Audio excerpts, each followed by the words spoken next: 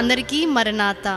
ప్రభు అయిన యేసుక్రీస్తు నామములో మీ అందరికీ మా శుభములు తెలియజేస్తున్నాము. మీరందరూ బాగున్నారని, అనుదినం వాక్యాల ద్వారా బలపడుచున్నారని నమ్మి విశ్వసించుచున్నాము. ఈ ఉదయకాల సమయమున బైబిల్ గ్రంథము నుంచి వాక్యాన్ని మనం ధ్యానించుకుందాం. నిర్గమకాండము 14వ అధ్యాయము 15వ వచనము అలాగే 16వ వచనాన్ని మనం చదువుకుందాం. అంతలో యెహోవా మోషేతో, నీవేలా నాకు మొరపెట్టుచున్నావు? సాగిపోవుడి అని ఇశ్రాయేలీయులతో చెప్పుము. నీవు నీ కర్రను ఎత్తి సముద్రము వైపు చెయ్యి చాపి దాని పాయలుగా చేయము. అప్పుడు ఇశ్రాయేలీయులు సముద్రము మధ్యను ఆరిన నేల మీద నడిచిపోవుదురు. ఇశ్రాయేలీయులు ఐగుప్తు దేశంలో ఉన్నప్పుడు వారి బానిసత్వము నుంచి దేవుడు వారిని విడిపించడానికి మోషేను ఎన్నుకోవడము మనము చూస్తాం. మరి మోషే అయితే దేవునితో, నేను మాట నేర్పరివాణ్ణి కాదు, నాలుక మాంద్యము గలవాడిని, అలాగే మాట మాంద్యము గలవాడిని, నేను సరిగ్గా మాట్లాడలేను, ఫరో దగ్గరికి వెళ్ళి ఇశ్రాయేలును విడిపించడానికి నా వలన కాదు అని చెప్పడము మనము చూస్తాం. దేవుడు మోషేతో ఆ సమయంలో నీ చేతిలో ఏమి ఉన్నది అని అడగడము మనము చూస్తాం. ఆయన కర్ర అని సమాధానము చెప్పి ఉన్నాడు. మరి మందను మేపుచున్న కర్ర, కానీ ఆ కర్రతోనే దేవుడు ఎన్నో గొప్ప కార్యాలు, ఎన్నో ఆశ్చర్య కార్యాలు ఆ ఇశ్రాయేలీయుల వారి ఎదుటను, ఐగుప్తీయుల ఎదుటను దేవుడు జరిగించి ఉన్నాడు. ఆ కర్రను కింద పడవేయమని చెప్పి ఉన్నారు. అంటే ఆ కర్రను ఆయన చేతిలో పెట్టినప్పుడు దేవుడు దాన్ని అద్భుతముగా వాడుకుంటారని అర్థం. ఇక్కడ మనము చూచినప్పుడు వారి ముందు ఈ ఎర్ర సముద్రము వారికి కనబడుచున్నది. దేవాతి దేవునికి మరి మోషే మొరపెట్టుచున్నాడు, కానీ దేవుడు, నీవు నా దగ్గరికి వచ్చి మొరపెట్టుచున్నావేంటి?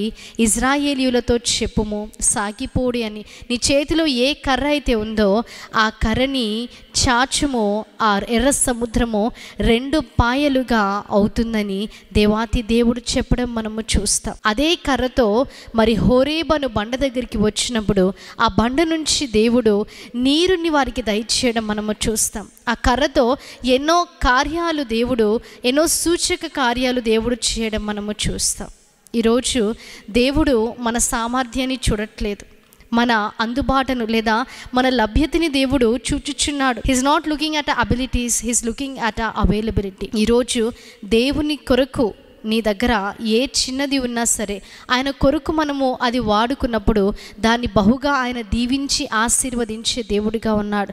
మోషే చేతిలో కేవలము మందను మేపుచున్న కర్ర మాత్రమే ఉంది, కానీ అదే కర్రని దేవుడు ఎంతో గొప్పగా వాడుకున్నాడు. మోషే మరి ఎన్నో ఎక్స్క్యూజెస్ అక్కడ దేవుడికి ఇవ్వడం మనము చూస్తాం, ఎన్నో సాకులు చెప్పడం మనము చూస్తాం, కానీ అదే మోషేని దేవుడు ఎంతో గొప్పగా వాడుకున్నాడు. మనము కూడా మన సమస్యల వైపు మనము చూడకూడదు, మన ప్రాబ్లమ్స్ వైపు చూడకూడదు, కానీ అవకాశాల వైపు, పాసిబిలిటీస్ వైపు మనము చూడాలి. అక్కడ ఎర్ర సముద్రం అనే సమస్య వారికి కనబడుచున్నది, కానీ అదే ఎర్ర సముద్రం అనే సమస్య ఎదుటనే దేవుడు అవకాశాన్ని, అంటే పాసిబిలిటీని దేవుడు దయచేస్తున్నాడు. అక్కడ వారికి చెప్పుచున్నాడు, మీరు ఆగకండి, మీరు సాగిపోడి. ఈ ఉదయకాల సమయమును కూడా దేవుడు మీ అందరితో మాట్లాడుచున్నారు.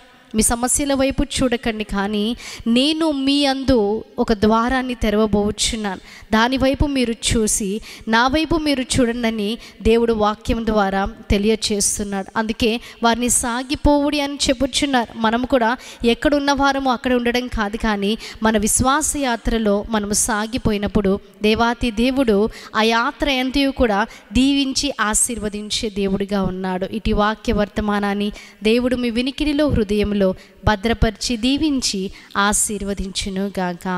ఆమేన్. ప్రార్థన చేసుకుందాం. మహాగణుడా, మహోన్నతుడా, మీకు స్తుతులు, స్తోత్రాలు, వందనాలు తండ్రి.